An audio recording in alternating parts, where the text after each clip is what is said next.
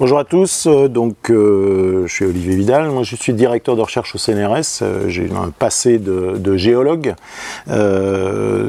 et parmi les risques systémiques dans un monde en basculement, qui est le titre de cette table ronde, ce qui m'intéresse vraiment c'est les évolutions rapides que l'on doit mettre en œuvre pour respecter ou pour assurer une transition énergétique qui est un sujet tout à fait majeur du XXIe siècle. Alors je préfère évolution à basculement, parce que basculement, il y a une notion de déséquilibre qui est réelle bien sûr, mais on a l'impression aussi qu'on va du mauvais côté. Moi je vois plutôt ça comme une évolution qui peut être qu'il faut voir comme une évolution positive, puisqu'elle est la condition de notre survie, on va dire, et donc elle doit être absolument réalisée. Alors cette transition énergétique, on veut la faire évidemment pour des raisons qui sont assez claires, et pour limiter nos émissions de gaz à effet de serre qui ont des conséquences prévues tout à fait délétères, non seulement chez nous, c'est-à-dire dans des pays développés comme la France, mais également partout dans le monde. Alors quand même à des degrés divers, mais ce que l'on veut faire, c'est assurer au moins cette transition dans l'environnement que l'on connaît. Alors, bon, avant de rentrer dans le vif du sujet, de ce qui m'intéresse vraiment, on peut voir trois phases dans une évolution, et notamment celle de la transition énergétique. La première, ça a été de prédire un peu les conséquences d'une augmentation du climat, et si on suit une tendance qui existe depuis des dizaines d'années. Bon, ça c'est quelque chose qui est fait depuis longtemps, c'est pas quelque chose qui est nouveau. Les scientifiques travaillent depuis très longtemps sur cette prévision des impacts et des conséquences. Après, il y a une phase d'imaginer des solutions pour éviter ces conséquences dramatiques, et puis après, la troisième phase, évidemment, c'est d'appliquer les solutions que l'on peut envisager. Donc, je répète, cette première phase de constat, à mon avis, n'est pas à discuter ici. Bon, on connaît brièvement les conséquences. Plutôt, ce qui m'intéresse moi, et je pense que c'est un des enjeux majeurs pour le futur, c'est d'envisager des solutions, et des solutions qui peuvent être adaptatives au cours du temps. Donc ces solutions, elles reposent, en tous les cas, la vision qu'on a jusqu'à présent, elle repose en grande partie sur une dimension technologique, c'est-à-dire c'est remplacer une infrastructure de production et d'utilisation d'énergie qui émet des choses un peu nocives, un peu beaucoup, comme des gaz à effet de serre, par une infrastructure qui serait plus vertueuse en termes au moins d'émissions. Alors ces solutions technologiques elles-mêmes induisent d'autres problèmes, qui sont notamment une consommation de matériaux, et bon, moi c'est mon dada, de métaux qui sont soit des métaux de base, soit des métaux très spécifiques, induisent une surconsommation de ces métaux par rapport à une infrastructure plus classique, parce qu'on a des intensités matières qui sont différentes, c'est-à-dire que pour une même unité de puissance installée ou d'énergie produite, eh bien, dans le cas d'une éolienne ou d'un panneau solaire, on a besoin de plus de métaux que dans le cas d'une centrale thermique classique, voire nucléaire. Donc même si on veut garder notre capacité, on va induire une surconsommation. Et puis la technologie fait qu'on a besoin également de nouveaux métaux que l'on n'utilisait pas auparavant. Donc ça veut dire que finalement, cette transition énergétique nous permet de régler un problème qui est majeur, mais va engendrer d'autres problèmes qui peut être une surconsommation de matières premières, donc de ressources fossiles, mais pas seulement, parce que pour produire ces matières premières, il faut beaucoup d'énergie, donc ça veut dire que ça peut éventuellement induire également une surconsommation d'énergie, d'eau, enfin bon, différents impacts qu'il va falloir gérer. Et une des questions qui se pose, c'est est-ce que d'abord, est-ce que l'on a assez de ressources pour assurer à la fois un changement de technologie concernant à la fois la production mais également la consommation d'énergie, et également assurer le développement économique de pays peuplés, qui sont actuellement des pays avec un PIB par habitant qui est relativement modeste et qui n'ont qu'une aspiration, c'est à augmenter ce niveau de vie. Ce qui nécessite également une consommation de ressources très importante. Donc est-ce qu'on peut faire les deux en même temps, assurer ce développement économique, on va dire global, et orienté actuellement bien sûr vers les pays les plus pauvres, tout en assurant une transition vers un système énergétique plus vertueux. Et là, la réponse n'est pas complètement immédiate, puisqu'on a en fonction du développement économique des pays, une grosse augmentation de la consommation. En fonction de cette vitesse de développement, on peut arriver à des scénarios où on a clairement des inquiétudes très fortes sur la disponibilité de ressources. Alors, ce qu'on a pu faire jusqu'à présent, c'est remplacer des ressources de bonne qualité par des ressources de moins bonne qualité, plus abondantes. Est-ce qu'on pourra le faire dans le futur, c'est-à-dire continuer à augmenter nos réserves de ce type-là? C'est en tous les cas un point de discussion et qui doit mettre en jeu, pour essayer d'y répondre, des modèles dynamiques qui doivent être assez élaborés pour vraiment représenter la situation réelle des évolutions de concentration des gisements, enfin des choses un peu particulières, également des technologies, prendre en compte les évolutions de niveau de vie des différents pays. On ne peut pas travailler à l'échelle d'un pays uniquement, puisqu'un pays a des frontières perméables, et donc on est impacté évidemment par ce qui se passe à l'autre bout du monde. On le voit actuellement avec les pénuries de matières premières, ou de composants électroniques pour les voitures, où on est obligé d'arrêter nos chaînes de production parce qu'il y a des choses qui se passent à l'autre bout du monde. Voilà. Donc moi, c'est ça qui m'intéresse, et je crois que les enjeux sont là. Mais ça, c'est que une partie de la solution finalement, parce que ça ne fait qu'envisager des solutions. La manière dont on les applique, ça c'est encore autre chose, c'est encore un autre niveau. Je pense que ça sera discuté par mes collègues avec une dimension plus politique, je dirais, et également d'adhésion des populations à des changements. Et ces changements, c'est très important. Il y a, au-delà des enjeux de la transition énergétique, ce qui m'intéresse aussi dans ces affaires-là, c'est la vitesse à laquelle on doit prendre des décisions maintenant, puisque si le constat avait été fait qu'on allait du mauvais côté pendant des décennies, il se trouve qu'on n'a rien fait. Donc maintenant, il y a vraiment urgence, et une très très grande urgence. Donc comment est-ce qu'on arrive à prendre des décisions, à entraîner une population et à accepter le changement, puisqu'on est tous reluctants en général à un changement. Ça remet en question ou ça pose beaucoup d'interrogations en tous les cas, sur la liberté individuelle, sur les contraintes qu'on peut mettre sur une société, et comment on peut convaincre les gens qu'il faut aller dans un certain sens. On a eu des exemples il n'y a pas si longtemps d'opposition au changement, voilà.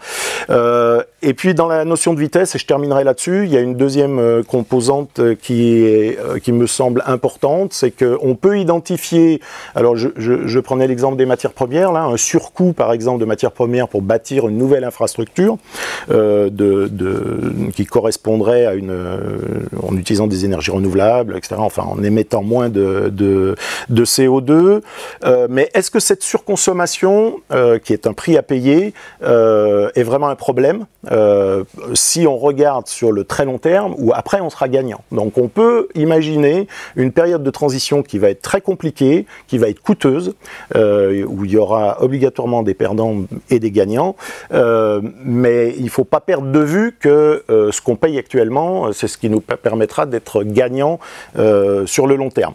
Donc voilà, c'est toutes ces choses moi qui m'intéressent, et dans les enjeux, au-delà d'une décision très dure d'appliquer une politique, c'est la manière dont on l'accompagne, et bien comprendre tous les couplages entre la société, la technologie, l'énergie, etc. Voilà, moi, je pense que c'est un des enjeux importants, même si je ne néglige pas du tout le fait qu'il faut prendre des décisions rapidement.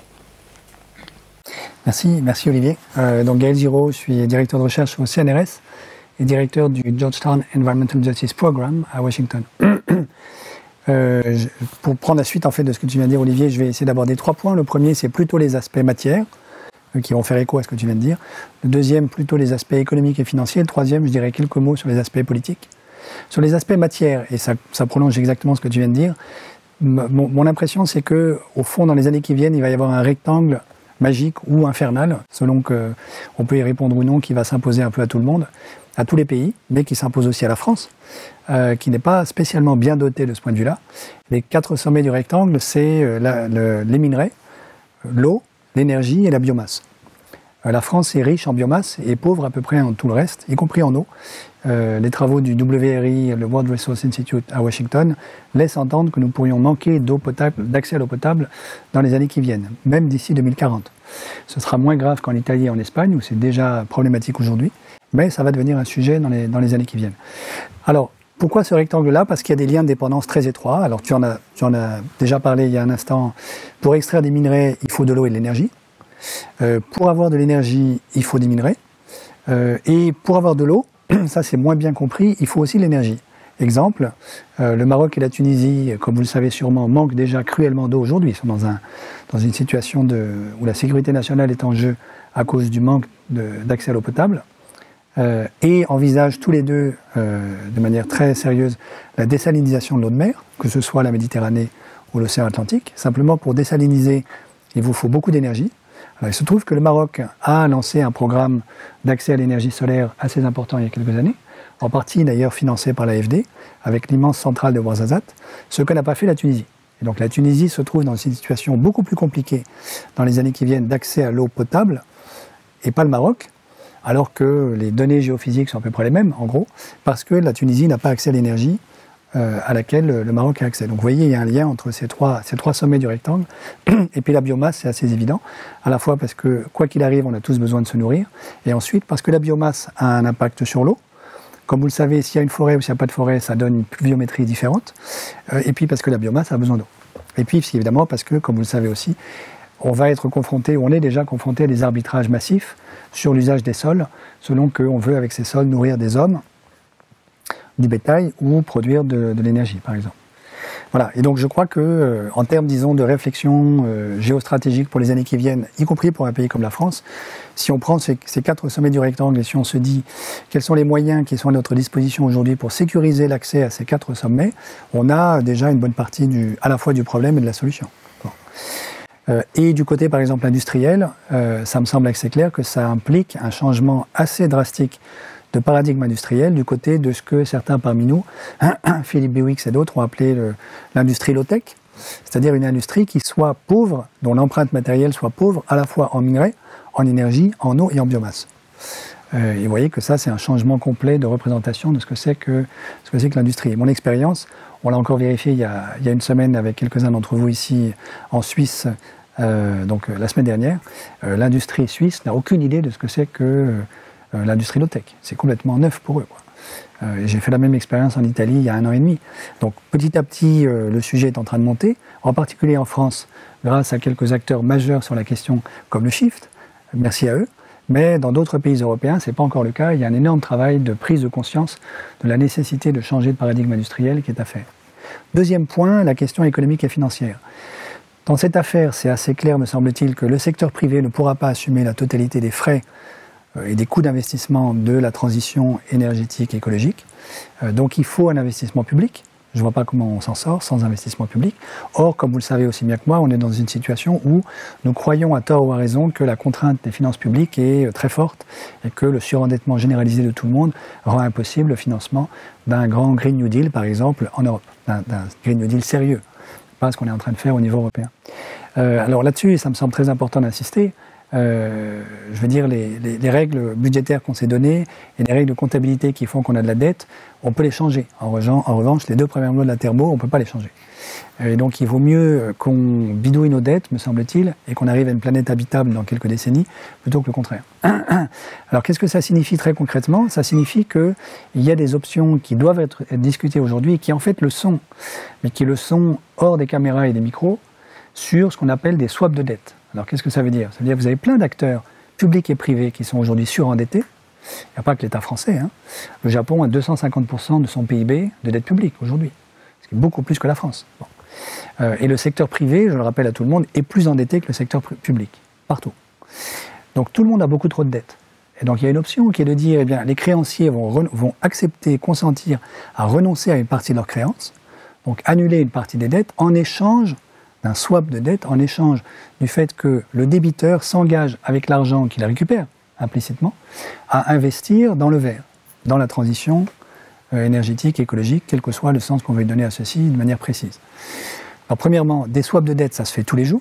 Donc l'AFD pratique ça en permanence avec un certain nombre de pays, par exemple africains, mais pas uniquement, qui n'arrivent pas à rembourser leur dette publique. Nous l'avons fait il n'y a pas très longtemps encore avec des pays de l'Est européen. Donc quand j'entends un certain nombre de responsables politiques dire les dettes, ça se rembourse quoi qu'il arrive, c'est juste un mensonge. Nous annulons des dettes partiellement depuis des décennies, voire des siècles, ce n'est pas une nouveauté. La nouveauté ici, c'est de dire on a absolument besoin, et c'est dans l'intérêt du créancier lui-même, de renoncer à une partie de sa créance pour pouvoir survivre. Il faut que le créancier comprenne ça. Alors tant que le créancier vivra dans l'imaginaire de l'île déserte, que ça s'appelle la planète Mars, la Suède ou que sais-je d'autre, où il pourra toujours se réfugier lorsque son débiteur sera mort, bon, il exigera que son débiteur rembourse la dette. Si le créancier comprend qu'il a intérêt lui-même à renoncer à une partie de sa créance pour que lui et son débiteur puissent survivre, alors ça va changer une partie de la donne.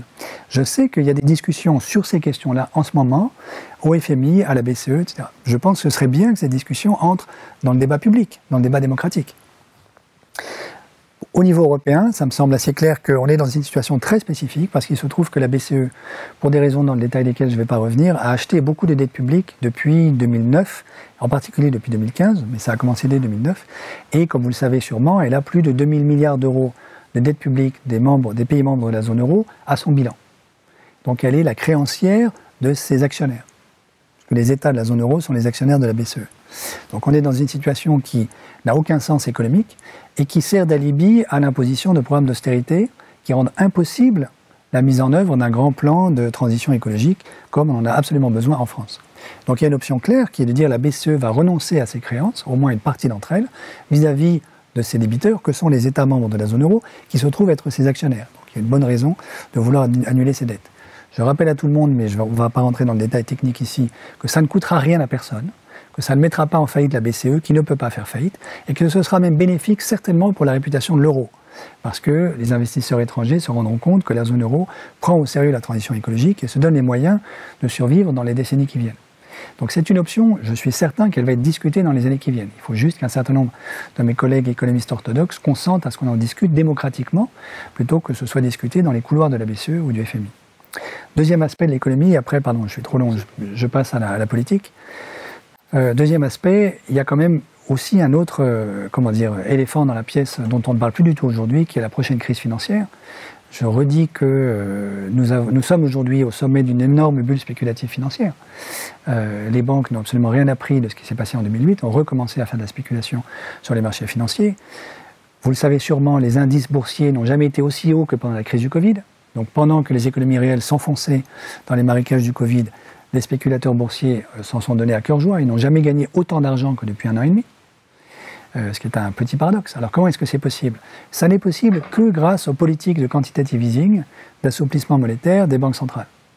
Pourquoi? Parce que la sphère financière occidentale n'est plus alimentée aujourd'hui par les excédents commerciaux de la Chine, qui étaient sa source essentielle d'alimentation en argent venant de l'économie réelle jusqu'en 2009. Donc aujourd'hui, vous avez une sphère financière occidentale qui gonfle encore plus rapidement qu'avant 2008, qui est alimentée par les politiques monétaires des banques centrales.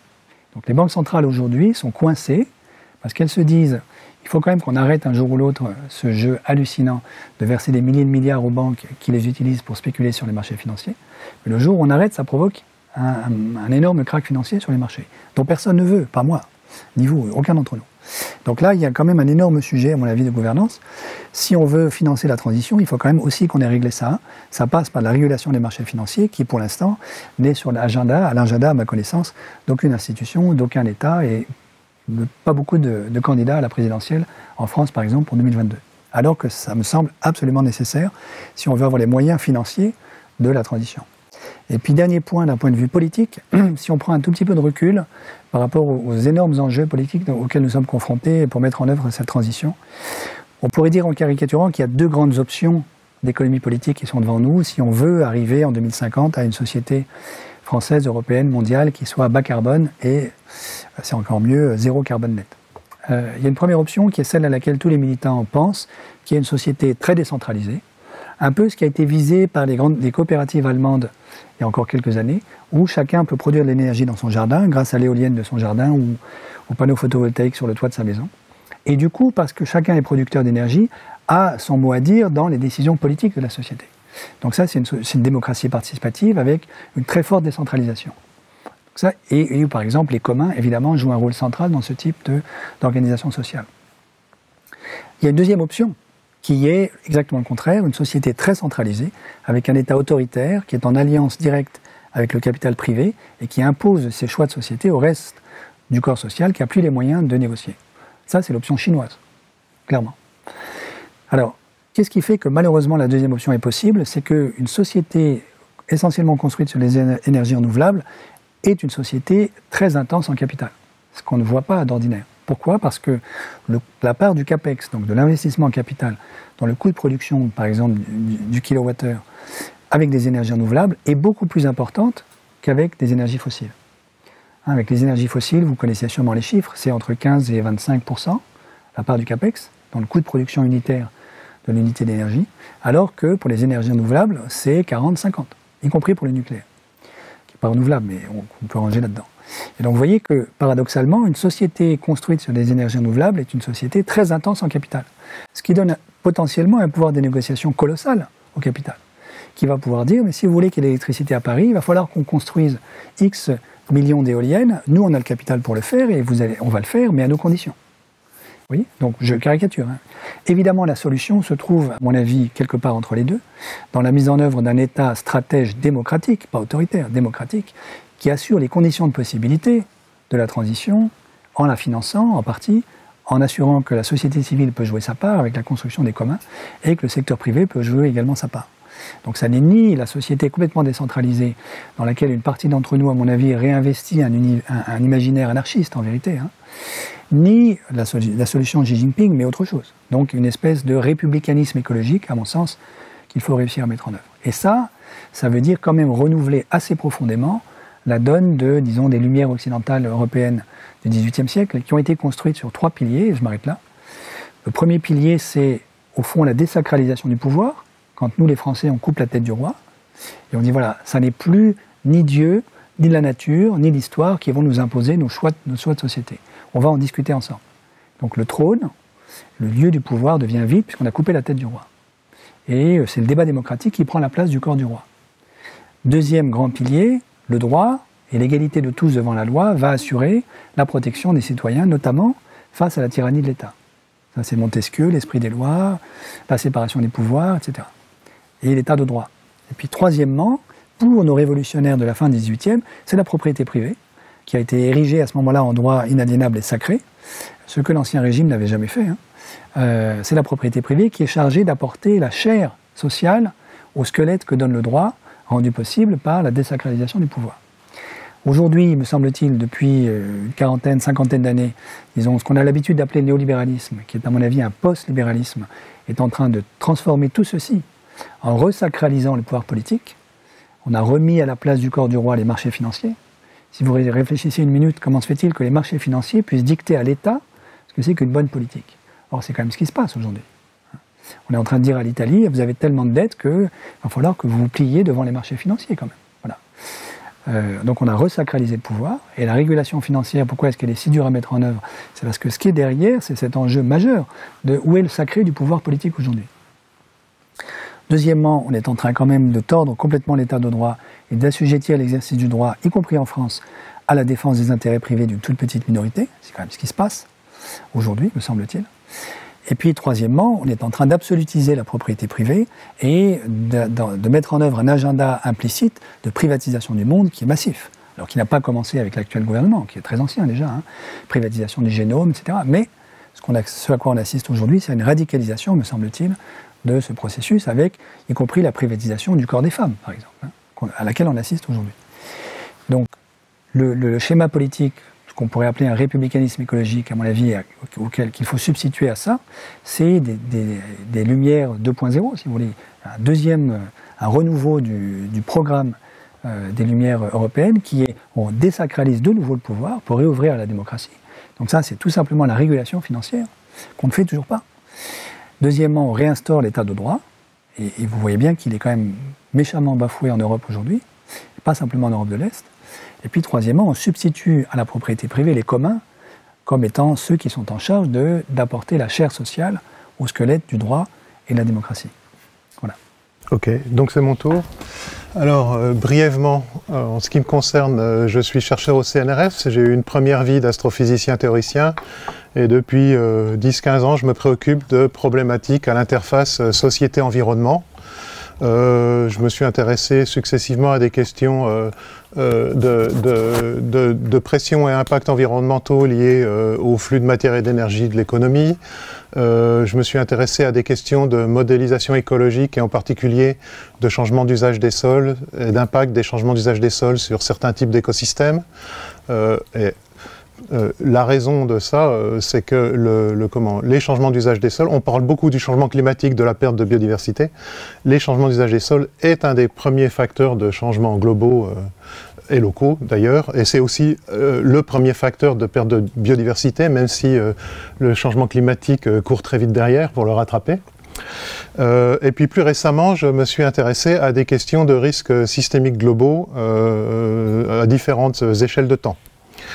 Donc, pour en revenir à l'objet du débat, je voudrais réinterroger la question de la durabilité.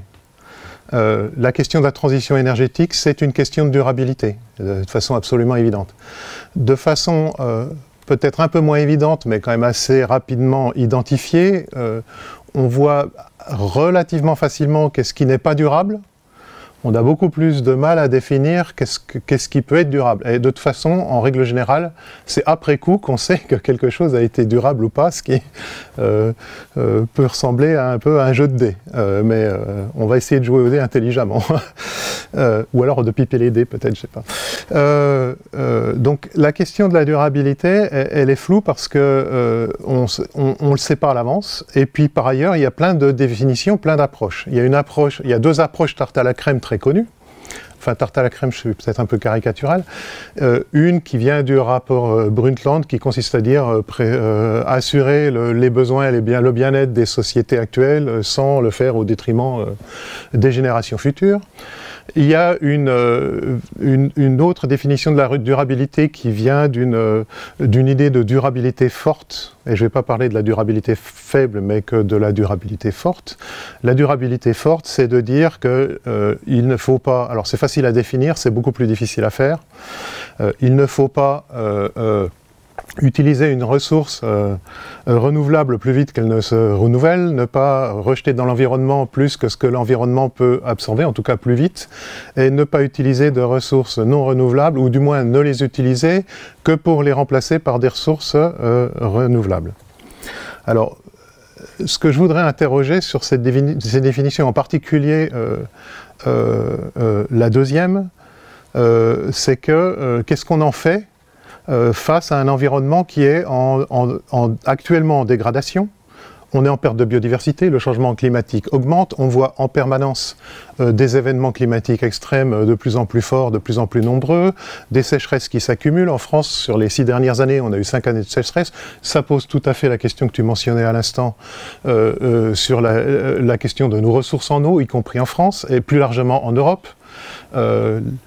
L'assèchement des glaciers en Europe, ça concerne aussi l'Europe. Il n'y a qu'à aller à la mer de glace pour se rendre compte que ce n'est pas une blague. Et les glaciers, c'est ce qui alimente nos grands fleuves en été.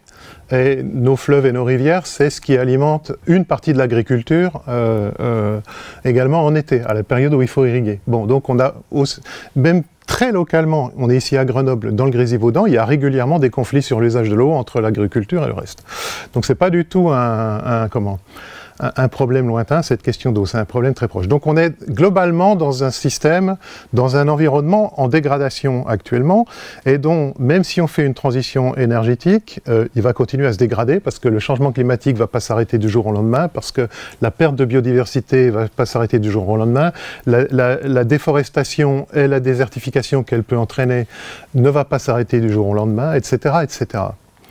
Donc le problème de la définition de la durabilité forte dans un tel contexte, c'est que c'est quelque part une vision statique de la durabilité. On a un état du système et on veut le préserver tel qu'il est. Mais le tel qu'il est, c'est quoi? C'est quoi la norme? C'est tel qu'il est il y a 50 ans, tel qu'il était il y a 100 ans, ou tel qu'il sera dans 20 ou 30 ans, si on réussit à faire, ou non, la transition énergétique, sachant que de toute façon, le changement climatique n'est qu'un des problèmes de changements globaux auxquels on est confronté. Donc il y a une forme de dissonance cognitive là, entre une définition de la durabilité à laquelle beaucoup de gens croient, y compris dans les milieux scientifiques qui s'intéressent à ces questions-là, et une réalité qui est, dont l'inscription dans la dégradation est faite. Alors elle va être plus ou moins forte, chaque dixième de degré qu'on gagne, comme disait quelqu'un récemment, un des co-auteurs du rapport du GIEC, c'est toujours ça de prix. En effet, néanmoins, on est confronté à cette question-là. Ça veut dire quoi, être durable dans ces conditions-là? Et la réponse courte, c'est s'adapter. Mais cette réponse courte, elle ne définit pas ce que c'est qu'un environnement acceptable. Jusqu'à quel point la dégradation est acceptable? Qu'est-ce qu'on fait quand la dégradation devient inacceptable? Ce n'est pas un problème pour demain, hein, c'est un problème aujourd'hui pour un certain nombre de populations du Sud. Et ça va être un problème pour nous dans un avenir qui n'est pas si lointain. Alors, je voudrais, je précise, je ne suis pas du tout spécialiste ni de sciences politiques ni quoi que ce soit, néanmoins, je voudrais quand même ouvrir cette question qui est en partie une question de sciences politiques, qui peut aussi être en partie une question de philosophie politique et qui est de toute façon une question politique, de politique environnementale. Il y a un bouquin qui est paru il y a à peu près 2 ans de chercheurs en sciences politiques australiens qui s'appelle The Politics of the Anthropocene et qui ont proposé ce qu'ils appellent une boucle de réflexivité, c'est-à-dire de s'adapter de façon réflexive. Et qu'est-ce que ça veut dire? Et ça, c'est pas quelque chose que je veux vous apporter sur un plateau comme une solution, mais plutôt comme une piste de débat, y compris comme une piste de débat démocratique sur ce que signifie la durabilité. Alors, cette boucle, il y a 3 pôles. Alors, c'est une boucle parce qu'ils l'ont envisagée comme une circulation entre les 3 pôles, mais en fait, il faut s'occuper des 3 en même temps. Le premier pôle, c'est un pôle d'identification. Le deuxième pôle, c'est un pôle d'auto-examen. Et le troisième pôle, c'est un pôle d'action par rapport à la fois à l'identification des problèmes et à l'auto-examen qu'on a fait dans quel état on se trouve. À l'intérieur du pôle d'identification, la question posée, c'est question d'ordre 0. Il faut surveiller les changements. C'est ce qu'on fait assez bien, raisonnablement bien, du moins du point de vue environnemental. Surveiller les impacts que ces changements ont sur l'environnement, et pas seulement sur l'environnement, y compris sur l'aspect social. Et puis, troisième point, le point qu'on fait le moins bien, en tout cas au niveau politique collectif, pas forcément au niveau scientifique, qui est d'anticiper les conditions futures et les impacts futurs. Le pôle d'auto-examen consiste à apprendre des erreurs du passé, premier point. Deuxième point, repenser, et là c'est un point très difficile, repenser ce qui constitue le cœur de nos valeurs et de nos pratiques. Qu'est-ce qui est essentiel pour nous, qu'est-ce qui est accessoire pour nous là-dedans? Et ce n'est pas une question de définition du haut, c'est aussi une question démocratique centrale. Le troisième point, il est, dont on a beaucoup parlé ces 2 derniers jours, envisager des futurs possibles. Ça, c'est le deuxième pôle de la boucle de réflexivité. La première, c'était l'identification, la deuxième, c'est l'examen. Le troisième pôle, c'est les questions de réponse. Comment est-ce qu'on réarticule nos valeurs centrales et nos discours par rapport à ces valeurs centrales? Alors, dans le débat public, il y a tout un tas de discours plus ou moins honnêtes, tout un tas de choses. Ce n'est pas la question ici. La question, c'est vraiment, si on pose un débat démocratique honnête, comment est-ce qu'on repose nos questions de valeur, comment on repose nos discours. Et évidemment, dans la réponse, il y a aussi comment on ajuste nos fonctionnements, nos pratiques. Qu'est-ce qu'on change, qu'est-ce qu'on garde, qu'est-ce qu'on doit abandonner. Alors, il ne s'agit pas de voir ça uniquement sous une forme de renoncement, parce que l'idée, c'est quand même de gagner quelque chose au bout du compte. Hein. Ça, c'est l'idée, c'est le concept central qu'il y a dans ce bouquin de Politics of the Anthropocene. Alors, c'est des gens de sciences politiques qui ne vous expliquent pas tellement comment on opérationnalise ce genre de truc. Et ça, c'est plutôt là que j'ai, moi, un petit peu réfléchi. Pas très loin, j'ai rien publié sur la question, mais j'y ai quand même un peu réfléchi. Alors, il est évident que le pôle d'identification relève principalement de questions de sciences de l'environnement. Il est à peu près évident aussi que les deux autres pôles relèvent de questions d'ordre sociopolitique. Mais elles relèvent aussi de processus décisionnels. Et c'est là que se pose la vraie question. Il y a une question, comment dire, d'émancipation collective là derrière, qui est de savoir comment est-ce qu'on améliore les capacités, les capacités au sens de scène, à la fois individuelles et collectives, pour être capable de prendre en main ces questions-là. Et là encore, il ne s'agit pas de débat institutionnel public de partis politiques, mais vraiment de la société civile, comment elle s'empare de ces questions-là. Il y a évidemment derrière, immédiatement, une question de distribution des pouvoirs. C'est très clair. Donc, la question qui est posée là, c'est d'arriver à saisir ces enjeux-là et pour, quelque part, évaluer et améliorer les processus décisionnels. Donc, si je reprends ma boucle de réflexivité, là, identifier,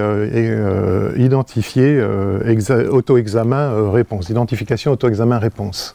Il y a les trois... je vous ai décrit ce qu'il y avait, ça c'est ce qui est explicite. Il y a des choses qui sont implicites. En particulier, je parlais des impacts environnementaux. Monitorer les impacts environnementaux, il faut être capable de monitorer les impacts pour toute société à quelque échelle qu'elle se trouve, qui se passe ici et ceux qui se passent ailleurs. Alors, ce qui se passe ici, qui sont de notre responsabilité, ce qui se passe ici, qui sont de la responsabilité de l'extérieur, et ça arrive à des tas d'endroits, et ce que nous on fait, et qui a une responsabilité à l'extérieur en termes d'impact. Cette question-là, elle n'est pas explicitée dans la boucle, mais elle est absolument centrale. Et les questions sociopolitiques et décisionnelles touchent, comme je l'ai dit, à des questions de capacité, d'autonomisation, et évidemment, le mot n'est pas encore apparu, mais il apparaît tout de suite, de questions de justice et d'équité. Alors les questions de capacité, elles ont à voir sur la simple possibilité de mise en œuvre du processus décisionnel. Les questions d'autonomisation, elles ont à voir directement avec des questions de souveraineté du processus décisionnel. Et les questions de justice et d'équité ont à voir avec les questions de légitimité du processus décisionnel. Et quelque part, si on n'arrive pas à assumer ou à poser ces trois pôles de fonctionnement du processus décisionnel, on n'aura pas comment dire, d'acceptation du résultat de ces décisions, que ces décisions soient prises de façon autoritaire ou de façon démocratique par une délibération locale, c'est absolument central. Ça, c'est pour les dimensions sociales et sociopolitiques. Sur les dimensions environnementales, les questions de monitoring, tout ça, l'enjeu, il est effectivement, à peu près évidemment, d'être capable d'identifier des compromis ou des synergies entre ce qui correspond à des besoins sociaux ou politiques et des besoins environnementaux. Le tout à un ensemble de valeurs et de pratiques données, lesquelles, j'ai précisé auparavant, sont censées être évolutives, puisque la situation à laquelle on est confronté du point de vue environnemental sont évolutives. Alors, je vais conclure là-dessus. Alors, d'ailleurs, un premier point, il y a évidemment un lien avec la réflexion sur les biens communs dans ce genre de façon de poser le problème. Une des questions immédiates que ça pose, c'est la question institutionnelle. Quelles institutions pour faire ce genre de choses? Les institutions sur lesquelles on vit ne sont absolument pas adaptées à gérer ce genre de problématiques. Quand je parle plutôt d'un point de vue occidentaux-centré ici, mais très clairement, elles ne sont pas adaptées à ce type de problématique. Sachant ça, la question qui vient immédiatement derrière, c'est quelle stratégie politique? Quelle stratégie politique il faut... J'ai pas de réponse, hein. Je pose des questions.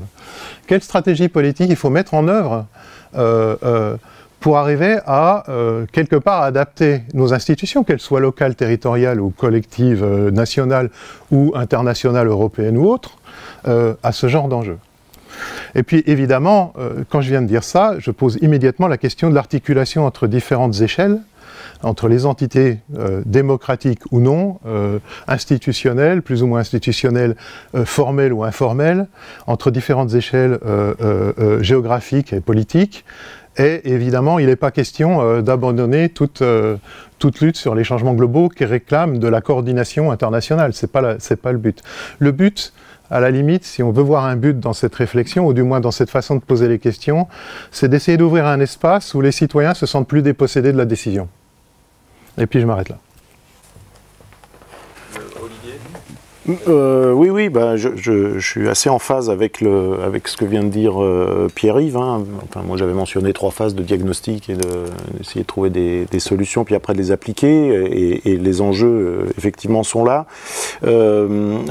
Après, on peut se poser des questions sur le processus de décision et de mise en place d'une politique visant à accompagner les changements et sur l'aspect démocratique ou pas de ce processus.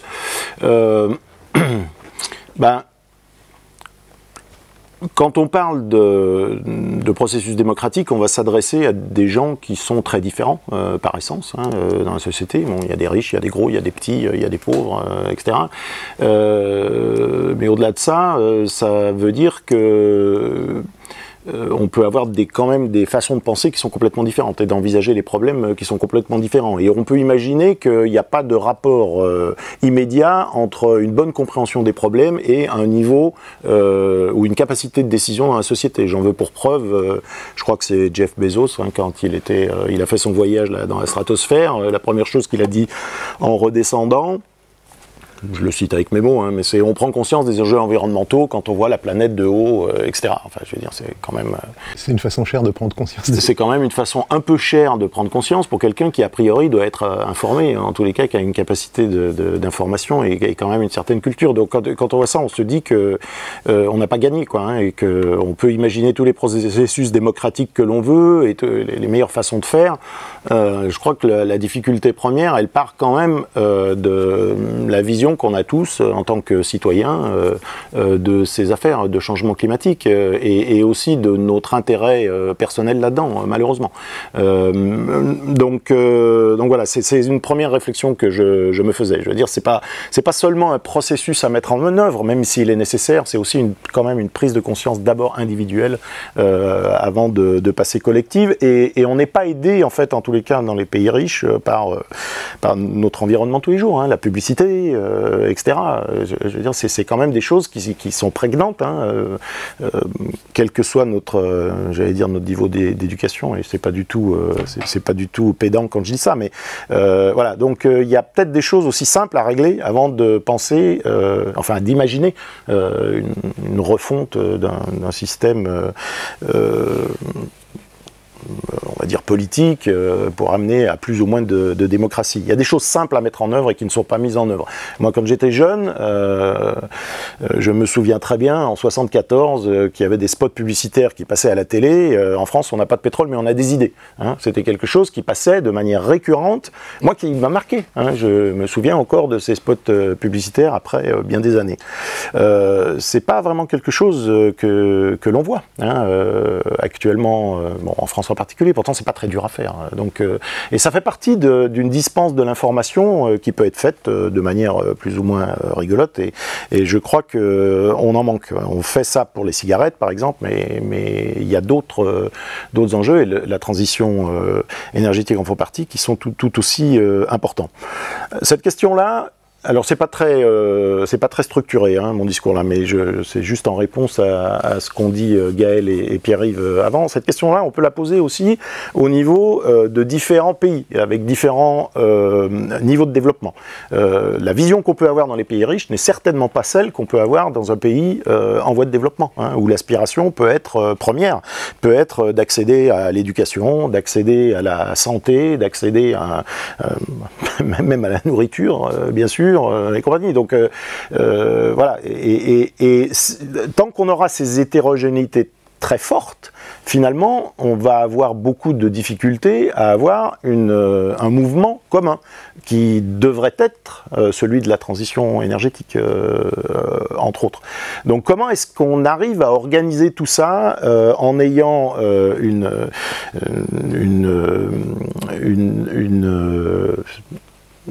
un niveau d'agrégation ou des différences plutôt importantes entre des pays, des façons de penser, et même au sein des pays, cette diversité qui est bonne, enfin en soi, je ne parle pas d'uniformiser tout le monde, mais comment est-ce qu'on arrive à aller vers un mouvement commun en considérant les aspirations individuelles qui peuvent être très différentes des individus.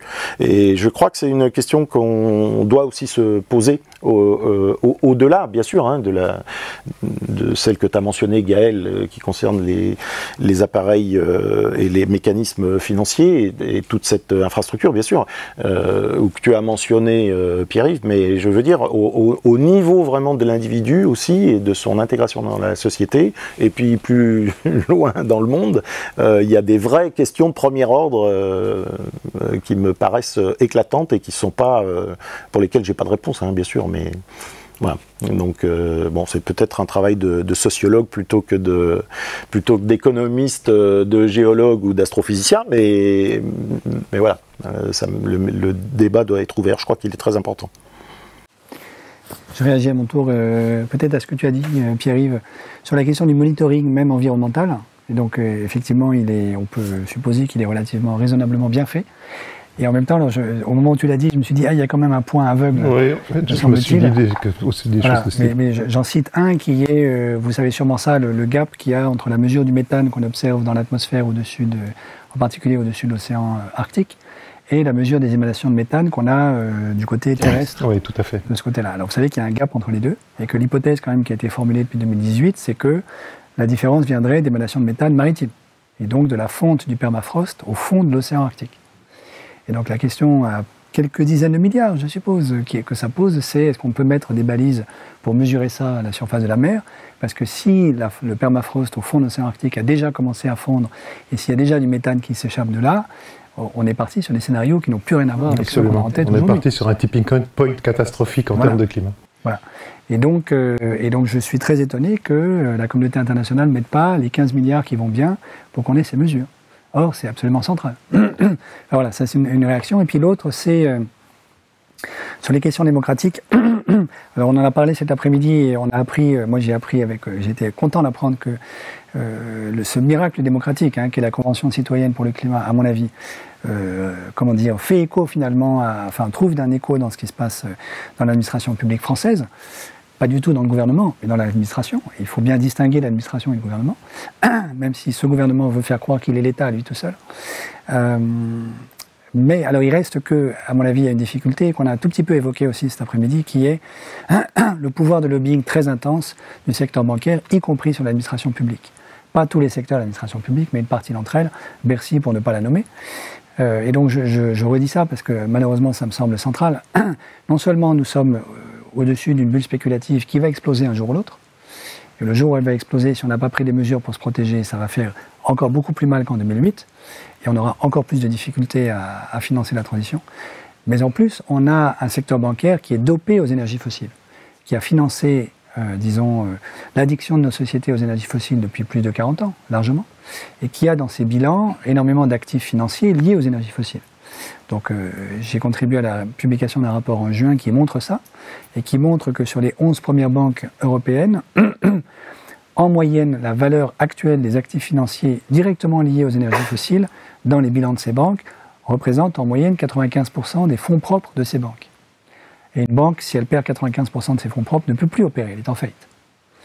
Et donc ce que ça veut dire très concrètement, c'est que si, ce qui ne va pas arriver, mais si demain matin nous étions sérieux et que nous disions à la fois le charbon, le pétrole et le gaz sont des actifs échoués, plus personne n'a le droit de les vendre ou de les acheter, et donc leur valeur marchande tombe à zéro, ces 11 banques, les 11 premières banques de la zone euro seraient toutes en faillite. Les banquiers sont intelligents, ils le savent, ils ont fait ces calculs. Même s'ils les ont fait moins finement que nous l'avons fait nous, peu importe. Ils ont compris qu'une transition écologique rapide signifiait la fin de leur business et la faillite de leur banque.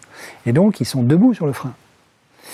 Même s'ils font semblant de faire, ils font du greenwashing. Mais vous avez sûrement regardé l'excellent livre de Julien Le Fournier et Alain Grandjean sur la finance verte, la prétendue finance verte, qui pour l'instant reste une illusion. Hein. Donc les green bonds ne sont pas vertes, ni plus vertes, ni moins vertes que les obligations émises par tout le monde. Bon. N'en déplaise au Trésor français. Bon. Et donc ça pose une énorme question. C'est-à-dire que tant qu'on n'aura pas aidé le secteur bancaire à se débarrasser de sa propre addiction aux énergies fossiles, les banques, avec le pouvoir qu'on sait qui est le leur aujourd'hui, continueront de faire du lobbying pour empêcher tous les autres acteurs d'avancer à marche forcée du côté de la transition. Et tous ces autres acteurs sont connus. Le secteur industriel privé est tenu par la dette, par les banques.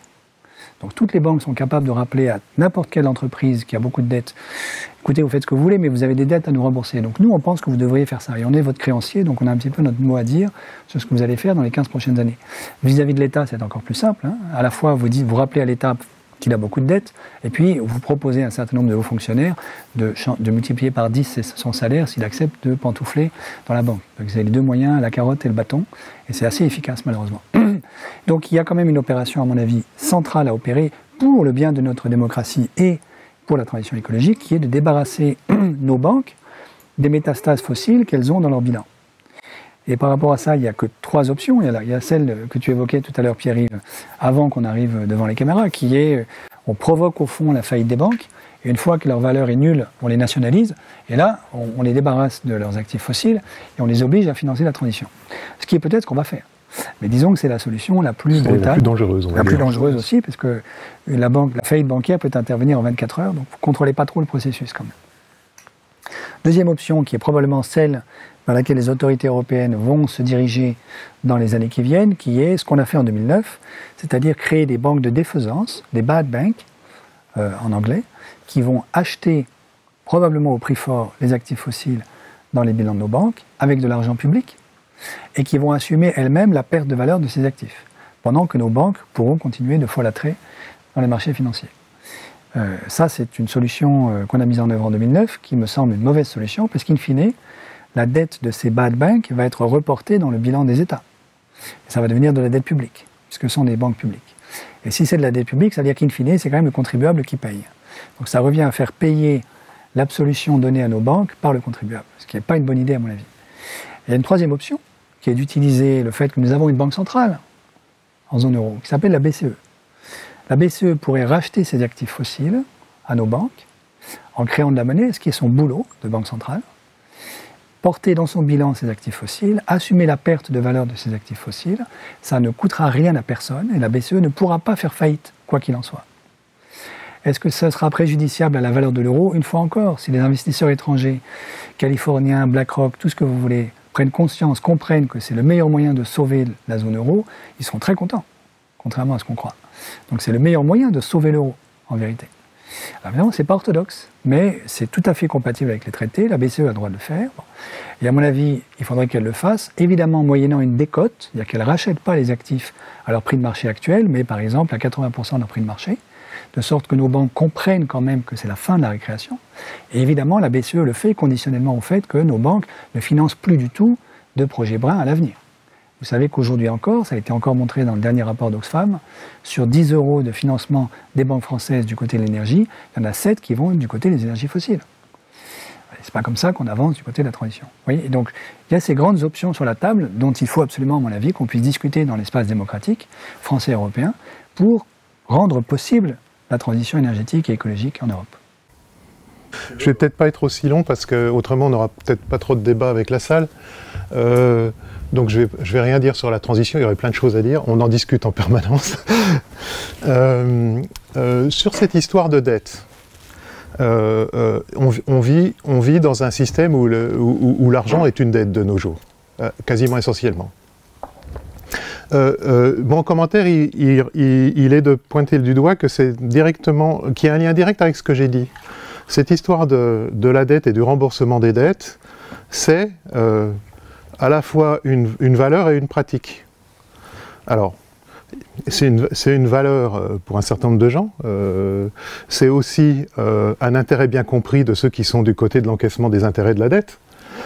Et c'est bien d'ailleurs la partie du problème. Mais il y a aussi des gens qui sont du bon côté, pour qui c'est une valeur indépendamment de leurs bénéfices. On a un souci avec ça. La question de l'annulation des dettes, le fait que l'annulation des dettes soit devenue quelque chose d'impossible. Alors d'abord, c'est comme le disait Gaël il n'y a pas longtemps, c'est ce qu'on raconte dans le débat public, mais néanmoins de l'annulation de la dette, on en fait tout le temps. Historiquement, de l'annulation de la dette, on en a fait depuis des millénaires, que ça soit dans la société israélienne antique ou entre les grandes civilisations antiques. Il y avait, par exemple, entre l'Égypte et les autres civilisations méditerranéennes, il y avait régulièrement des annulations de dettes parce que ça devenait plus possible, etc., des choses comme ça. Si vous voulez lire un bouquin intéressant, alors, qui est devenu, je pense, assez connu maintenant sur les questions de dette, il faut lire le bouquin de Graeber qui s'appelle 5000 ans, Histoire de la dette, les 5000 dernières années ou quelque chose comme ça. Enfin, en tout cas, un de ses bouquins les plus connus. Je pense qu'il est devenu connu d'ailleurs, Graeber, à cause de ce bouquin. Ok. Mais des annulations de dettes importantes, récentes, il y en a eu. Dans les années 50, on a annulé la dette de guerre de l'Allemagne de la Deuxième Guerre mondiale, etc. Donc, 1953. Comment ? En 1953. Ah oui, tu te souviens de la date. Je me souviens pas exactement de la date. Comment ? J'étais pas né. Hein. Non, mais moi non plus. Donc, on est face à une question de choix, là, démocratique au sens littéral. Accepte-t-on une annulation de dette ? La question que je posais tout à l'heure, sur réviser ses valeurs et ses pratiques, elle se pose aussi à ce niveau-là. Et c'est un très bon exemple de ce que je pense peut être un élément de débat dont les citoyens se saisissent. S'il n'y a pas une pression citoyenne sur ce genre de questions, il n'y a pas beaucoup de chances que ça évolue très vite. Alors après, il y a la possibilité, comme tu l'as dit, qu'effectivement, les bailleurs de fonds finissent par réaliser que s'ils continuent à scier trop longtemps la branche sur laquelle ils sont assis, ça va aussi mal se terminer pour eux. Ça c'est un levier. Mais il y a aussi des leviers démocratiques.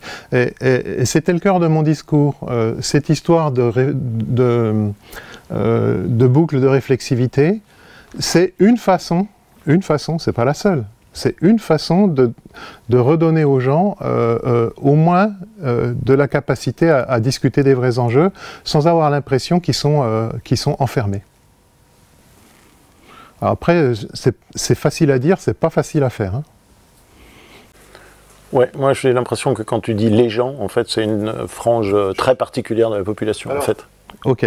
Il y avait le point sur les pays riches par rapport aux pays pauvres. Ou même à l'intérieur d'un pays, tu vois, des disparités. À l'intérieur de nos pays, on n'est pas tous armés de la même façon par rapport à ce genre de discussion. C'est pour ça que j'avais précisé qu'il y avait un enjeu de capacité. C'était précisément cette question-là. Après, encore un coup, c'est facile à dire et pas facile à faire. Bon, enfin, je m'arrête là. Du coup, j'avais une question sur cette histoire de dette, finalement, parce qu'on entend dire que tous les États européens sont hyper endettés, et on a l'impression, quand on ne connaît pas le fonctionnement de tout ça, que du coup, ils sont pieds et poings liés et qu'ils ne peuvent pas démarrer une transition parce qu'ils n'ont pas assez d'argent, ou on ne comprend pas forcément bien pourquoi. Et je comprends en filigrane de ce que vous racontez que finalement, on pourrait imaginer pardonner aussi éventuellement la dette de ces États. Je ne sais pas si c'est idiot ou pas ce que je dis, et pour qu'ensuite ils puissent s'endetter correctement pour pouvoir lancer cette transition, quoi. Ou que la BCE crée de la monnaie pour se faire, ou je ne sais quoi. Tu veux réagir ? Je veux réagir ? Oui, je peux répondre rapidement, puis tu complètes le... Donc le mécanisme est simple. Hein. Dans la zone euro, les États n'ont pas le droit d'emprunter ailleurs que sur les marchés financiers. C'est une décision qu'on a prise, en fait, qui est inscrite dans les traités, qu'on avait déjà mise en œuvre à partir des années 70 en Europe de l'Ouest, sur laquelle on devrait revenir. puisque au fond, pour la France par exemple, les circuits trésors de Bloch-Lenné ont permis de financer la reconstruction de la France en une génération. Aujourd'hui, on ne pourrait plus, parce qu'il faudrait implorer les marchés financiers pour le faire. Si la dette est trop élevée, les marchés financiers commencent prétendument, c'est ça le scénario, à avoir peur qu'elle ne soit jamais remboursée, augmentent du coup le taux d'intérêt auquel ils sont prêts à prêter à un État, ce qui rend le coût de la dette encore plus lourd pour l'État en question. Et ça se termine à la manière dont ça s'est terminé pour la Grèce, donc avec, disons, un plan d'ajustement structurel imposé par le FMI, Bruxelles et la BCE, qui a, disons, ruiné la Grèce pour les 20 prochaines années. Donc tous les pays veulent éviter ça. Et du coup, tous les pays, en anticipant, pour l'instant, se disent « j'ai intérêt à passer par les fourches caudines de mes créanciers si je veux réussir à survivre ». Comment est-ce qu'on échappe à ça? Donc la question, c'est celle à laquelle tu faisais allusion. Il se trouve que, et c'est un peu une chance, la Banque Centrale Européenne a racheté des titres de dette publique depuis plus de 10 ans. Et elle en détient pour plus de 2000 milliards dans son bilan aujourd'hui. Donc elle fait partie des gros créanciers de nos États. Elle est tout à fait capable de renoncer à cette dette sans mourir, et sans même que ça fasse mal à qui que ce soit, à quiconque. Ça voudrait dire techniquement qu'elle aurait des fonds propres négatifs, mais pour ceux qui auraient oublié, la Banque des règlements internationaux, la BRI, qui est située dans une charmante petite ville qui s'appelle Bâle en Suisse, a publié un rapport il n'y a pas très longtemps rappelant à tout le monde, et la BRI est la Banque centrale des banques centrales, donc elle sait un petit peu de quoi elle parle, qu'une banque centrale peut opérer avec des fonds propres négatifs. Ça ne pose aucun problème pour le fonctionnement de la Banque centrale, c'est elle qui crée de la monnaie. Alors, la raison pour laquelle cette solution n'est pas débattue comme elle devrait l'être aujourd'hui dans le débat démocratique, à mon sens, c'est qu'un certain nombre de nos petits camarades ne veulent pas que le grand public se rende compte du pouvoir de création monétaire de la Banque centrale.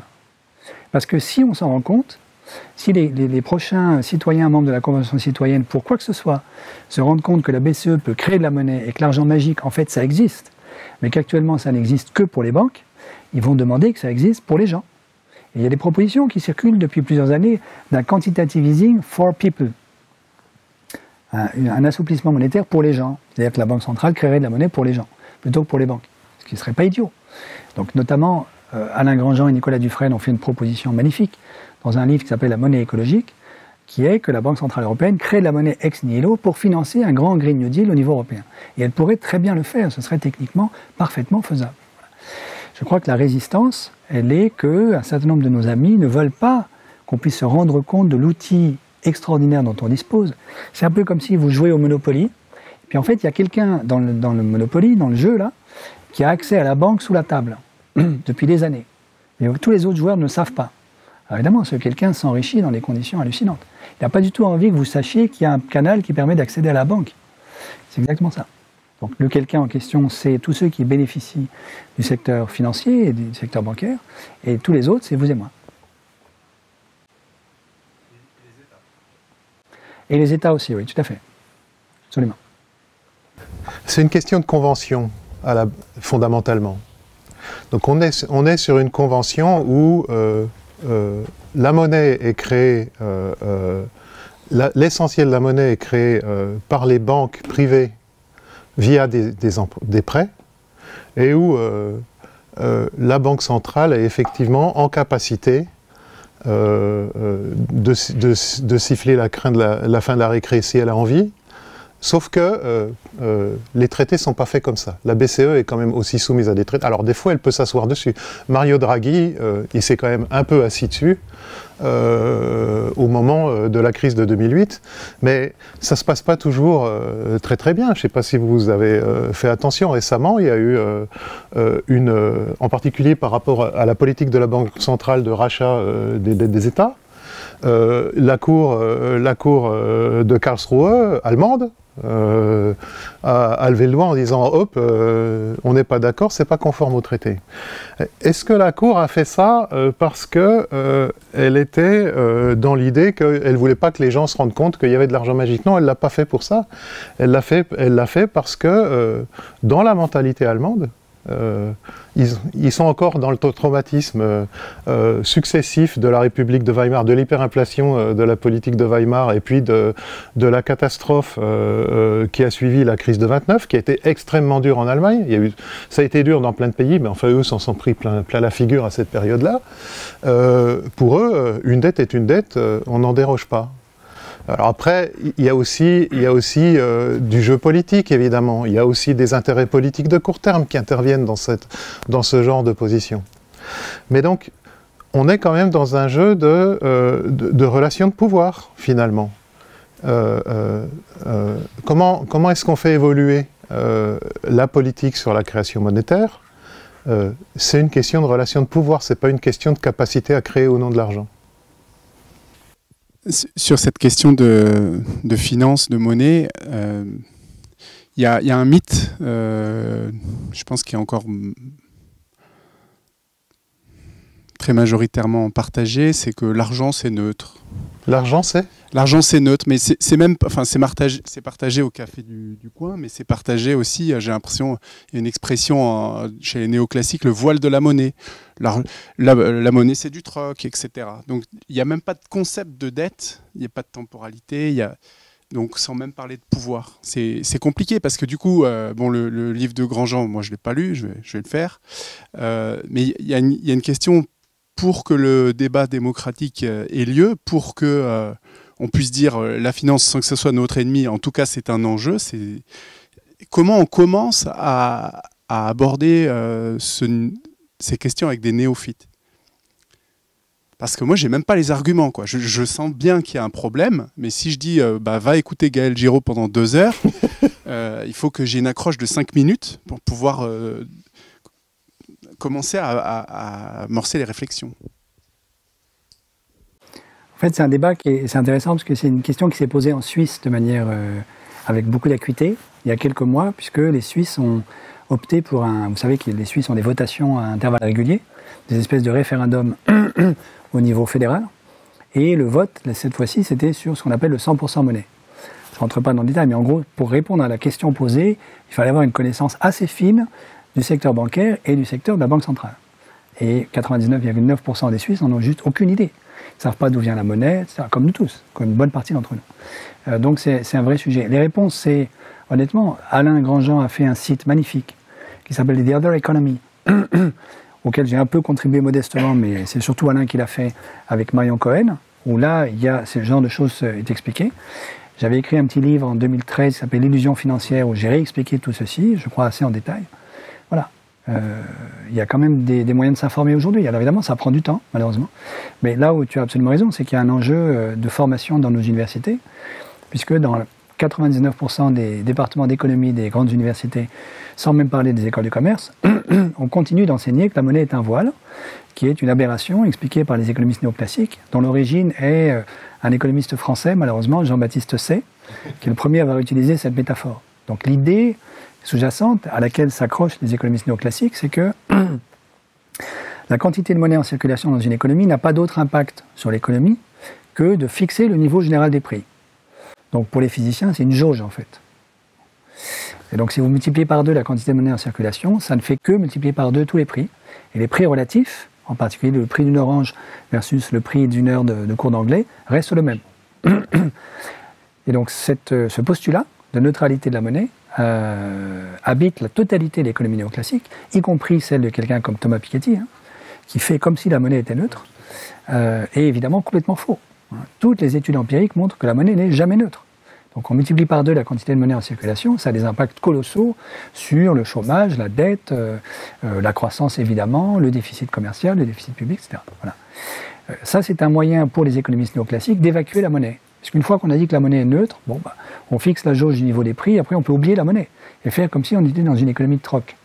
Donc le paradoxe, c'est que nos amis néoclassiques nous construisent des modèles dans lesquels il n'y a pas d'énergie, il n'y a pas de matière, donc tout ce dont on discute, mes 2 voisins, et puis un petit peu moi quand même aussi à Georgetown, n'existe pas. Il n'y a pas de monnaie, il n'y a pas de secteur bancaire, et l'État n'investit pas, personne n'a de dette. Donc c'est un monde qui n'existe pas en fait. Donc un monde sans énergie, sans matière et sans monnaie, c'est peut-être, on pourrait imaginer des sculptures, des œuvres d'art, c'est du capital mort, quoi. C'est ça, Et encore, c'est une idée de capital mort, parce qu'il n'y a même pas de matière pour faire une sculpture. Voilà. C'est ça un peu le monde des néoclassiques. Voilà. C'est ça quand même qu'il faut jeter par la fenêtre. Ouais. Il faut quand même un jour ou l'autre que nos sociétés se débarrassent de ça et qu'on sente qu'on reconstruise une économie qui tienne la route, quoi. Le drame de ça, c'est que la plupart des enseignants d'économie ne le savent même pas. Ils ne savent même pas où ce qu'ils enseignent n'est pas vrai. Et quand on leur dit, ils l'ignorent. C'est quand même problématique. Alors, une fois qu'on a dit ça, il y a une autre question par rapport à ce que tu as demandé, c'est-à-dire comment je mets une accroche. Mais alors, c'est un problème général, ça ne concerne pas que la monnaie, tout ça. C'est toujours beaucoup plus difficile de déconstruire une idée reçue qu'à l'air qu'on peut énoncer comme ça, que de l'énoncer. Ça prend toujours beaucoup plus de temps. Et on vit dans un monde où le span d'attention du téléspectateur, c'est que le span d'attention du poisson rouge, comme disait je ne sais plus qui il n'y a pas longtemps, tu n'as pas le temps de déconstruire quoi que ce soit. Alors même si les gens ont envie de regarder, et même s'ils ont l'attention intellectuelle pour, ils n'ont pas le temps. Moi je vois, à mon échelle bête à moi, à quel point j'ai moins de temps maintenant qu'il y a 20 ans. Peut-être un point qu'on peut rajouter, quand même, c'est une difficulté aussi à déconstruire une idée reçue, c'est acceptable, et si on a une vraie alternative à proposer, c'est très difficile pour les institutions, y compris la psychologie d'un individu, hein, pour revenir à l'individu d'Olivier. Donc c'est plus difficile si on a le constat implicite qu'il n'y a pas d'alternative. Alors ce qu'on veut essayer de faire ensemble, tous les trois, avec vous tous en fait qui êtes dans la salle, c'est de construire des modèles alternatifs. Des modèles économiques dans lesquels il y a de la matière, il y a de l'énergie, il y a de la biomasse, il y a de la biodiversité, le jour où on y arrivera, et puis de la monnaie. Voilà. Le gros point important, c'est d'aller faire du lobbying chez les banquiers qui, eux, font le lobbying généralisé, de leur dire, mais en fait, votre planète Mars et votre Suède... Mais non, mais ce n'est pas une question de lobbying. Vu ce qu'on a dit juste avant, c'est une question qu'ils comprennent qu'à un moment, ils vont perdre moins en lâchant qu'en ne lâchant pas. C'est pas une question... Alors, si, on peut considérer que c'est du lobbying, mais... c'est pas du lobbying au sens habituel où tu arrives et tu répètes un truc suffisamment longtemps dans l'oreille du décideur et il finit par le croire. C'est pas ce lobbying-là. Bah, moi, ce que je constate de vos discussions et des questions qui sont posées, c'est que finalement, on a un système qui est supposé servir le citoyen quelque part. Hein. Les banques, elles ont quand même été créées pour ça. Le système politique aussi, et qui devient un problème en période de transition rapide voulue. Donc moi je vois pas bien comment sortir de cette boucle, sachant que ça représente finalement enfin je reviens sur mon idée d'avant, c'est que la proportion de personnes impliquées dans ces systèmes qui restent très élitistes hein, et qui gèrent les décisions est extrêmement faible par rapport à la frange de population qui n'a même pas idée des enjeux et que ça les concerne. Donc oui, le lobbying, effectivement, à haut niveau, c'est une solution, ça ne marchera jamais. Il n'y a aucune raison que ça marche. Et je ne vois pas comment on peut sortir de cette boucle-là, si ce n'est avec perte et fracas, quoi. Enfin, avec un petit peu de violence. Voilà. Je te trouve pessimiste. Hein. Oui, je pense que tu es plus optimiste que ça. Mais... Oui, finalement. Hein. C'est-à-dire, je constate quand même qu'il y a un certain nombre de nos décideurs qui finissent par changer. Il y en a quelques-uns. Hein. Je ne vais pas les citer ici, mais y compris les banquiers. Hein. Les banquiers qui arrivent à 55, 60 ans et se disent « j'ai quand même fait beaucoup de bêtises dans ma vie ». Oui, c'est ça. Non, mais ça, qu'ils fassent le constat, ils sont assez intelligents pour le faire. Mais certains d'entre eux quittent la banque. Et vont se racheter une âme en travaillant au shift, etc. Quoi. Enfin, je veux dire, ça existe. Ils se reconnaîtront. Ça existe. Voilà. Donc, il y a quand même des conversions individuelles, personnelles, qui s'opèrent. Après, la question, c'est comme dans un modèle leasing, c'est-à-dire il faut que ça diffuse à la totalité de cette petite élite qui a les pouvoirs. Et pour l'instant, on n'en est pas là. Donc, il y a un problème de transition de phase, mais j'ai quand même le sentiment que travailler à la fois au niveau top-down, c'est-à-dire au niveau des élites, en favorisant la diffusion la plus rapide possible de la transition de phase, et au niveau bottom-up, en aidant le corps social, la convention citoyenne, à mobiliser et à bouger tout ça, on doit pouvoir y arriver. Sinon, je ne sais pas ce qu'on fait. Espérons. Non, mais tu as raison. Il faut évidemment être. Alors, moi, je suis plutôt pessimiste, mais quand même, je voudrais dire quelque chose qui va plutôt dans le sens de l'optimisme, qui est, on ne sait jamais quand la transition de phase s'opère. C'est-à-dire, avant que quelque chose ait changé, on a toujours l'impression que le système est tellement verrouillé que ça ne changera jamais. Et je prends toujours le même exemple. Une semaine avant la chute du mur de Berlin, personne n'aurait parié un copec sur la chute du mur de Berlin. Enfin, Emmanuel Todd peut-être, mais mis à part lui, j'en sais pas trop. Et pourtant, le mur de Berlin est tombé. Donc, en fait, le problème, c'est que vous ne savez jamais à quel moment une action, ou du moins une mobilisation citoyenne, finit par percoler suffisamment pour produire des conditions de changement. Donc c'est ça qui fait que je continue personnellement à me bouger. Autrement, je ferais des trucs qui m'intéressent, quoi. Je ferais de la musique, de la marche. Enfin, j'essaie d'en faire un peu aussi, hein, mais si je ne savais pas ça par l'expérience historique, il y a des expériences historiques où on ne sait pas très bien. Quand le roi, pour reprendre le cas du roi auquel on a coupé le cou, on a tué le corps du roi, convoque les États généraux, il devine absolument pas que ça va mener à la révolution juste derrière. Enfin, oui, quasiment juste derrière. Ça a été un peu violent, hein, quand même. Hein. J'ai pas dit que ça n'a pas été violent. C'est pas mon discours. Mon discours, il est, tu ne sais pas quand une action déterminée ou un mouvement de fond avec une pointe émergée de gens qui sont actifs et un iceberg immergé de gens qui considèrent qu'effectivement il y a quand même quelque chose de pourri au royaume du Danemark. Tu ne sais jamais quand ça débouche sur un basculement ou un changement ou une prise de conscience. Alors ça peut finir sur une révolution qui tombe du mauvais côté de la tartine, hein, je suis d'accord avec toi, ou sur des évolutions plus... Mais c'est pas forcément le bon ou le mauvais côté de la tartine, c'est dire qu'on a des décisions à prendre et une évolution qui doit être extrêmement rapide. Hein. Là, on est d'accord, on est au pied du mur. On est au-delà du pied du mur. Même. Ben oui, donc c'est on va dire 2 décennies, quoi, au maximum. Qu'est-ce qui fait comment est-ce qu'on peut changer un système qui est extrêmement bien établi et qui semble complètement imbougeable, hein, comme l'a décrit un peu Gaël et toi aussi, par le haut. Et bon, tu as espoir, c'est très bien. Tu fréquentes plus ces gens-là que moi. Moi, je m'interroge. Franchement, je m'interroge.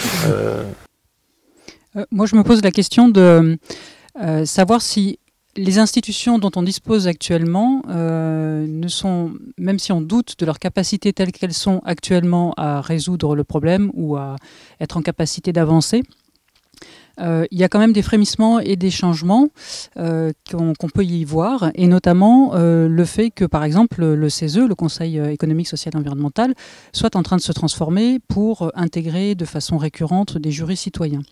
Ces jurys citoyens nécessairement vont travailler sur des questions qui intéressent la société. Et je me pose la question de, justement, ces questions qui ne viennent pas dans le débat public, est-ce qu'on n'aurait pas les moyens de les injecter dans ces jurys citoyens, de faire en sorte que ça rentre en fait dans une institution qui est là pour débattre, pour donner des avis et qui a la capacité à s'autosaisir de certains sujets. Donc ça, c'est peut-être une petite nouveauté. La Convention citoyenne a eu des effets, a produit des effets et très certainement va continuer à en produire. L'un d'entre eux est l'institutionnalisation de cette forme de participation citoyenne. Alors, avec toutes les limites que ça peut comporter, etc., parce que c'est du coup un peu plus cadré, mais néanmoins, c'est un canal qui, je pense, pourrait être mobilisé pour poser les questions qui aujourd'hui ne sont pas dans le débat public. Oui, je suis tout à fait d'accord. Là, je suis absolument d'accord. Donc c'est une condition nécessaire. Je crains que ce ne soit pas suffisant au sens où aujourd'hui le gouvernement se fiche pas mal de ce que fait le CESE, malheureusement, hein, alors qu'il est tenu en principe de répondre aux questions du CESE, mais il ne le fait pas. Mais c'est pas propre à ce gouvernement. Le précédent ne le faisait pas non plus. Hein. Et donc, à mon avis, il faut même aller un peu plus loin et demander, par exemple, que le CESE puisse contribuer au débat parlementaire. et qu'il puisse y avoir par exemple une saisine de l'Assemblée nationale qui oblige le gouvernement à répondre aux questions dès lors qu'il y a un mouvement citoyen qui a recueilli tant de voix, ou bien que par exemple les jurys citoyens au CESE ont réussi à faire valoir auprès du CESE qu'on voudrait qu'il y ait un débat de cette nature au sein de l'Assemblée nationale. Ce qui obligerait au moins le gouvernement à répondre aux questions qu'on lui pose, ce qui n'est même plus le cas aujourd'hui. Et encore ça, c'est pas encore suffisant. C'est-à-dire, je crois qu'il y a une vraie... donc ça, c'est un peu le thème quand même de la 6ème République. Il y a une vraie refonte de nos institutions à penser, liée au fait qu'on en a parlé un tout petit peu cet après-midi. D'une certaine manière, la 3ème République était complètement déséquilibrée du côté de l'Assemblée nationale. Donc, le cœur du pouvoir et de la fabrique politique était à l'Assemblée, et l'exécutif était, disons, sans intérêt, et vraiment l'exécutant, pour le coup, des décisions qui étaient prises à l'Assemblée nationale. Avec la 5e, on a complètement déséquilibré la répartition des pouvoirs dans l'autre sens, et c'est l'exécutif qui cumule tout, et au fond, ce qui se décide à l'Assemblée nationale, ce qui est bien ce qu'on voit aujourd'hui d'ailleurs, n'a quasiment plus aucune importance pour le gouvernement. Donc il y a un rééquilibrage à opérer, ce qui suppose probablement quand même une réécriture de la Constitution et une marche forcée vers une 6ème République. Mais si on fait ça, alors je suis tout à fait d'accord. Il faut à ce moment-là qu'il puisse y avoir des représentants des jurys citoyens à l'Assemblée nationale qui interpellent le gouvernement et obligent le gouvernement à rendre des comptes. C'est très clair. Enfin, je pense que vous êtes tous conscients du fait qu'effectivement on est dans un régime exécutif, que l'argument de dire qu'un régime législatif, ou du moins plus équilibré entre le législatif, l'exécutif et le judiciaire, en faisant référence aux crises récurrentes de la 4ème République, il est quand même un peu court, parce qu'il y a des tas de pays qui ont des systèmes équilibrés et où ça marche. À commencer par l'Allemagne, qu'on prend toujours en exemple, mais pas précisément, comme par hasard, pas sur ce sujet-là. Effectivement, si on veut faire évoluer quelque chose du point de vue institutionnel, il paraît clair que la première chose, c'est de rééquilibrer les pouvoirs. Il y a un autre aspect peut-être qu'on peut, porteur d'espoir, qu'on peut peut-être mentionner, et je crains moi en tout cas je vais devoir m'arrêter là, c'est du point de vue de la construction européenne, puisque quand même 80% du droit qui prévaut en France aujourd'hui est construit à Bruxelles, plus à Paris. Donc ce qui se passe au niveau européen est fondamental pour nous. Donc c'est clair pour tout le monde que, au fond, dans les années 90, l'équipe Delors a construit la jambe économique et financière, l'a mal construite, mais a essayé de la construire, mais a complètement négligé la jambe politique. Et c'est ce qui fait que la BCE aujourd'hui n'a pas de vis-à-vis politique, il n'y a pas de gouvernement européen auprès de qui elle puisse rendre des comptes. Il n'empêche que ce qui s'est passé l'année dernière, c'est-à-dire l'acceptation par nos amis allemands, pour la première fois, de l'émission d'une dette communautaire, évidemment, en disant l'an dernier, c'est la première et la dernière fois, on ne recommencera plus jamais. Bon. C'est un précédent. Et évidemment, une fois qu'il y a un précédent, on peut le recommencer. Ça veut dire qu'à condition que le remboursement de cette dette communautaire se fasse par la levée d'une nouvelle ressource fiscale, et pas du tout en demandant à chaque État individuellement de rembourser sa quote-part, et par exemple, une nouvelle ressource fiscale, ça pourrait être une taxe carbone aux frontières de la zone euro, à ce moment-là, ça veut dire qu'on a un début de budget. On a un embryon de budget communautaire avec une ressource fiscale européenne et des dépenses européennes et une dette européenne. Et ça exige in fine quand même un trésor européen et donc un ministère de l'économie et des finances européen. Et donc un gouvernement et un exécutif européen. Donc ça peut être, l'avenir va nous le montrer, ça peut être l'embryon de la construction du gouvernement européen qui nous manque depuis plus de 20 ans et que l'équipe Delors n'a jamais voulu faire. Voilà. Et ça, c'est porteur d'espoir aussi. Merci à tout le monde aussi.